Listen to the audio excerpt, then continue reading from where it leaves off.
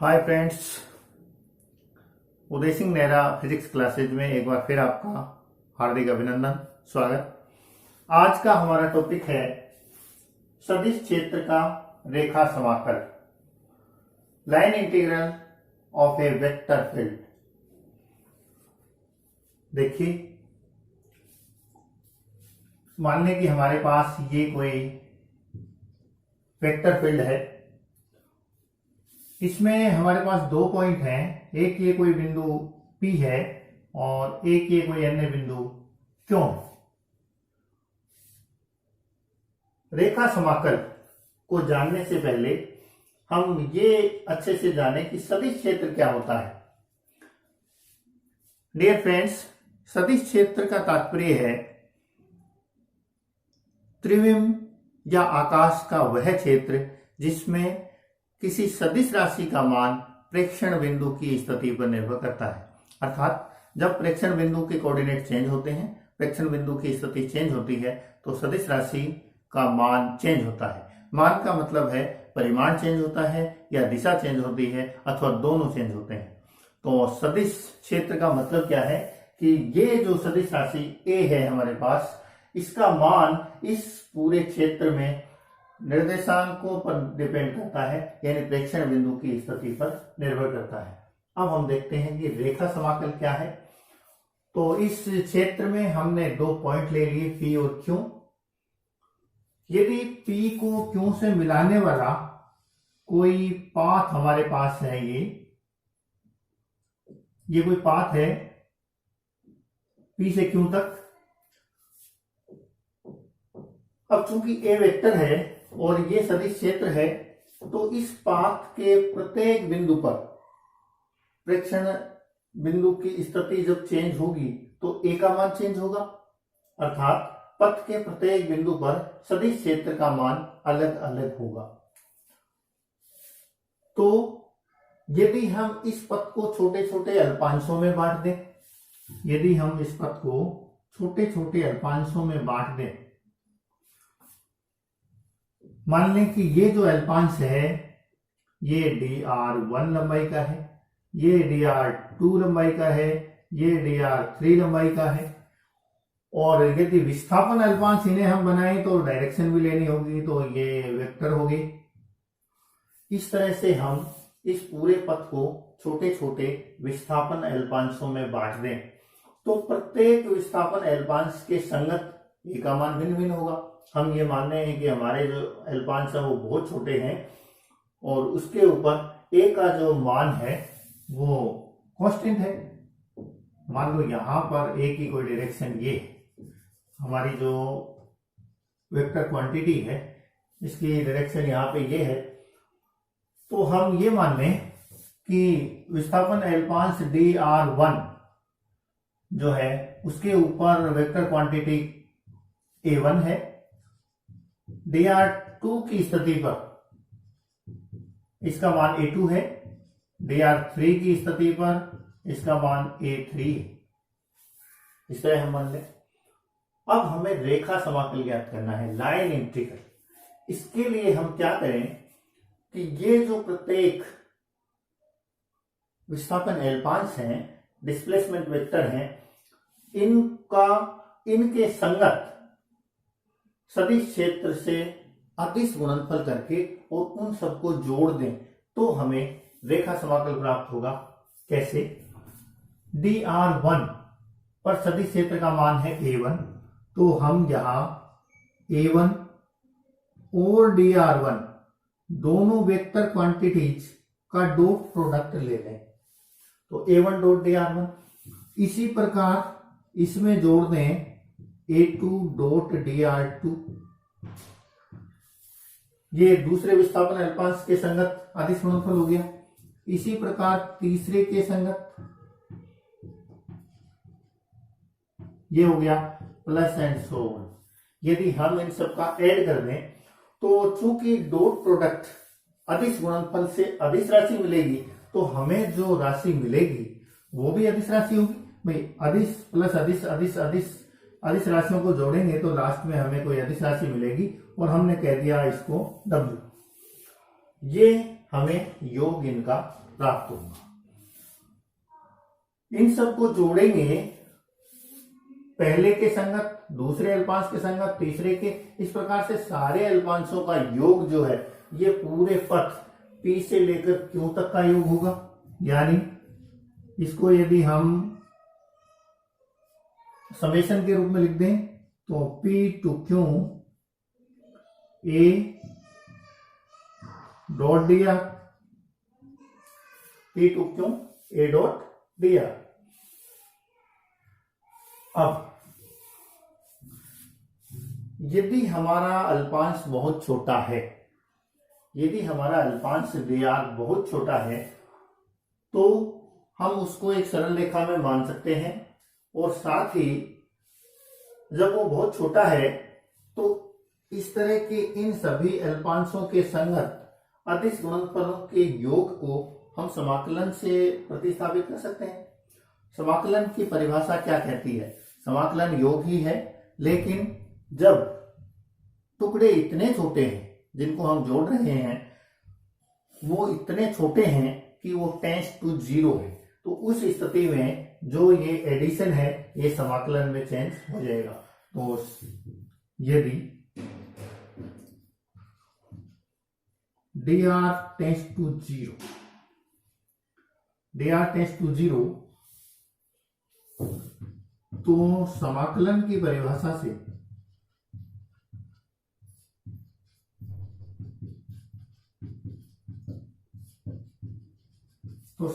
परिभाषा से हमारा जो W है वो क्या बन जाएगा? लिमिट dr टेंस टू 0 समेशन A डॉट dr, और ये बराबर किसके होगा? इसको हम यहां लिखते हैं। सो W विल बी, ये जो हमारा W होगा विल बी समाकलन integral from P to Q A dot dr, ये राशि हमें मिली। इसी राशि को कहते हैं सदिश क्षेत्र का रेखा समाकलन। तो ये क्या हुआ? सदिश क्षेत्र A का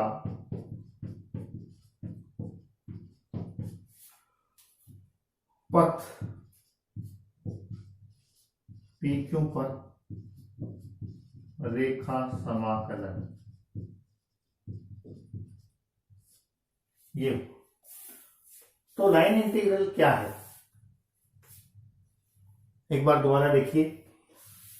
यदि हमारे पास कोई सदिश क्षेत्र है, उसके अंदर हमारे पास कोई दो बिंदु हैं, यदि उन बिंदुओं को मिलाने वाला कोई पाथ हम लें तो उस पथ पर इस सदिश क्षेत्र का रेखा समाकलन क्या होगा?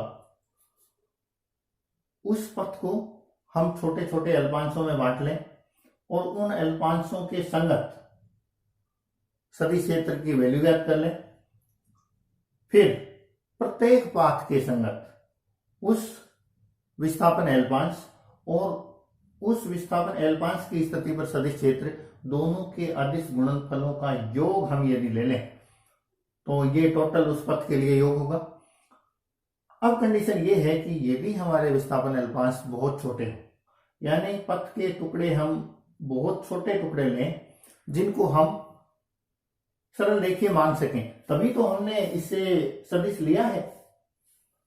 ये टुकड़े इतने छोटे हैं, ये अल्पांश इतने छोटे हैं ताकि ये पथ वक्र होने के बावजूद, ये टेढ़ा मेढ़ा होने के बावजूद हमारा टुकड़ा इतना स्मॉल है, अल्पांश इतना छोटा है कि हम उसको सदिश मान सकते हैं, एक वेक्टर एलिमेंट उसको मान सकते हैं। फिर प्रत्येक एलिमेंट के संगत ये जो हमारा सदिश राशि है इसके साथ उसका अदिश गुणनफल लेके सबको जोड़ दें तो ये हमें योग प्राप्त होता है। अब चूंकि dr टेंस टू 0 हमारे अल्पांश बड़े छोटे हैं तो ये जो योग है, ये जो टोटल है, ये जो सम है, हम इसको समाकलन से प्रतिस्थापित कर सकते हैं, क्योंकि समाकलन की डेफिनेशन यही कहती है कि अति सूक्ष्म जो टुकड़े हैं उनको योग करने की प्रक्रिया ही तो समाकलन है। तो ये हमें समाकलन प्राप्त हुआ और इसी को हम सदिश क्षेत्र ए का इस पथ पी क्यू पर रेखा समाकलन कहते हैं। तो ये हुआ हमारा सदिश क्षेत्र का रेखा समाकल। अब हम इस रेखा समाकल का फिजिकल सिग्निफिकेंस देखेंगे। अब हमारा अगला टास्क है रेखा समाकल का भौतिक महत्व, physical importance of line integral.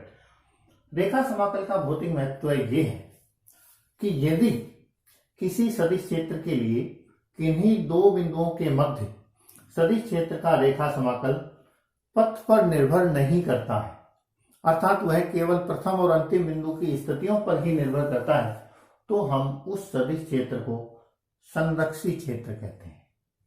और यदि वो पथ पर निर्भर करता है तो हम उसे असंरक्षी क्षेत्र कहते हैं। देखिए इसको समझते हैं। पी से क्यों तक जाने का ये एक पाथ है। मान लो ये हमने कोई दूसरा पाथ ले लिया, इसी प्रकार मान लो एक पाथ ये भी हो सकता है। यदि इन तीनों पथों के संगत सदिश क्षेत्र का रेखा समाकल का मान नहीं बदलता, ये वैल्यू W सेम आती है, तो हम कहेंगे कि सदिश क्षेत्र A जो है वो संरक्षी क्षेत्र है। तो कहने का मतलब क्या हुआ, यदि रेखा समाकल पथ पर निर्भर नहीं करता,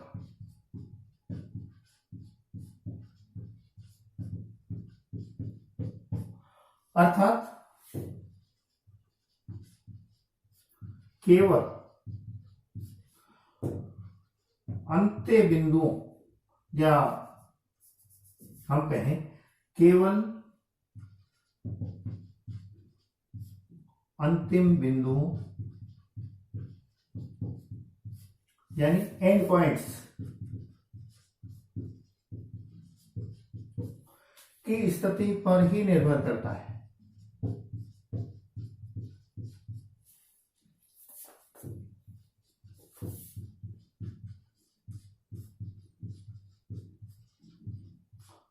देन ये जो फील्ड है इसको हम कहते हैं संरक्षी क्षेत्र, कंजर्वेटिव फील्ड हम इसको कहते हैं।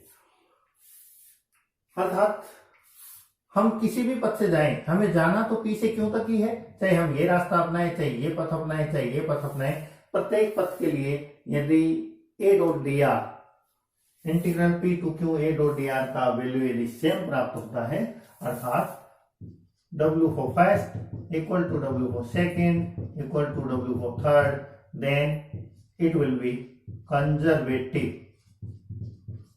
field। तो ये हमारे पास सदिश क्षेत्र के रेखा समाकल का फिजिकल सिग्निफिकेंस है। एग्जाम्पल यदि देखें हम, उदाहरण के लिए विद्युत क्षेत्र एक संरक्षी क्षेत्र है, इसी प्रकार गुरुत्वीय क्षेत्र ये भी संरक्षी क्षेत्र है। दोनों संरक्षी क्षेत्र के उदाहरण हैं, एग्जाम्पल है।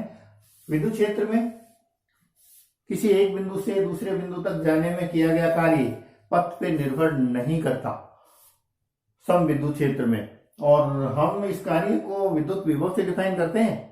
हमने ये चीज 12th क्लास में भी पढ़ी है और हम वहां देखते हैं कि किन्हीं दो बिंदुओं के मध्य विद्युत विभव या विभवांतर, दो बिंदुओं के मध्य विभवांतर जब हम ज्ञात करते हैं तो वो पथ पे डिपेंड नहीं करता, क्योंकि विद्युत क्षेत्र है वो एक संरक्षी क्षेत्र है।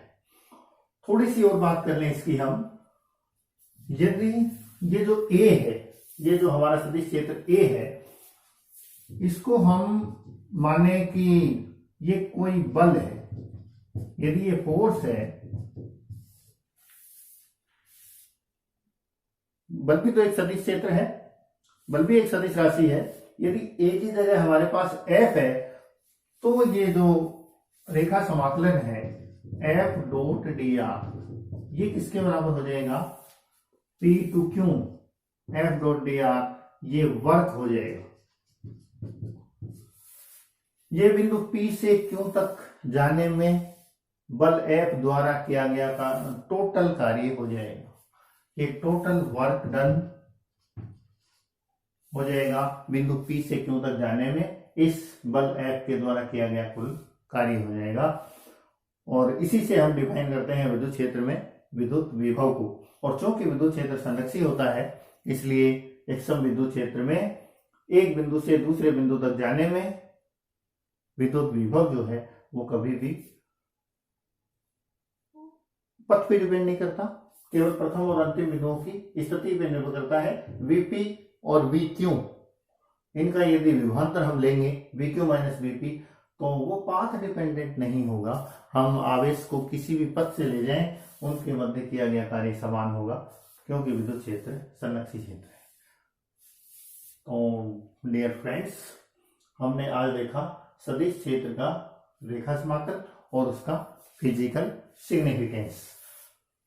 इसको याद करने के लिए सबसे पहले हमें ये ध्यान रहना चाहिए कि सदिश क्षेत्र क्या है। त्रिविम या आकाश में वह क्षेत्र जिसमें किसी सदिश राशि का मान क्षेत्र में स्थित बिंदु की स्थिति पे डिपेंड करता है, कोऑर्डिनेट्स पे डिपेंड करता है। बिंदु परिवर्तित होने पर सदिश राशि का मान चेंज होता है, तो वो सदिश क्षेत्र है। रेखा समाकल क्या है? यदि हम कोई दो बिंदु लें और उनको मिलाने वाला पाथ कंसीडर करें, तो उस पाथ को यदि अल्पांशों में बांटें, तो प्रत्येक अल्पांश और उसके ऊपर सदिश क्षेत्र के मान दोनों के अदिश गुणनफलों का योग और उसका समाकलन, ये होता है सदिश क्षेत्र का रेखा समाकल। उस पथ के लिए सदिश क्षेत्र के रेखा समाकल का भौतिक महत्व तो ये है कि यदि किसी सदिश राशि के लिए उसमें स्थित किसी भी पथ पर सदिश क्षेत्र का रेखा समाकल यदि निर्भर नहीं करता, तो वो जो सदिश क्षेत्र है वो कंजर्वेटिव होता है, संरक्षी क्षेत्र होता है। और यदि ये पथ पे निर्भर करता है तो असंरक्षी क्षेत्र होता है। संरक्षी क्षेत्र के एग्जाम्पल विद्युत क्षेत्र और वृत्तीय क्षेत्र। यदि हम इस सदिश राशि को बल माने, तो ये जो सदिश क्षेत्र का रेखा समाकलन है, ये कार्य को व्यक्त करेगा, total work done from point P to Q by the force F. Thanks. Good luck.